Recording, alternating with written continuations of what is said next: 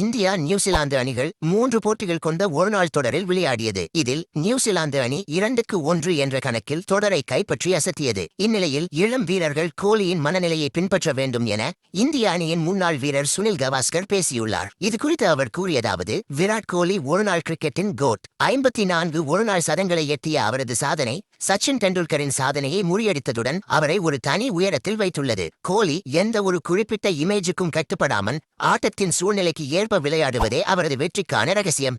சில வீரர்கள் தங்களை பற்றிய எதிர்பார்ப்புகளுக்காக விளையாடுவார்கள், ஆனால் கோலி ரன்களை குறிப்பதில் மட்டுமே கவனம் செலுத்துகிறார். இளம் வீரர்கள் கோலியின் மன உறுதி மற்றும் ஆட்டத்தை முன்னெடுத்துச் செல்லும் விதத்தை பார்த்து பாடம் கற்றுக்கொள்ள வேண்டும். தோல்வியின் விளிம்பிலிருந்த போதும் விட்டுக் கொடுக்காமல் போராடும் அவரது குணம் பாராட்டுக்குரியது என்று சுனில் கவாஸ்கர் கூறியுள்ளார்.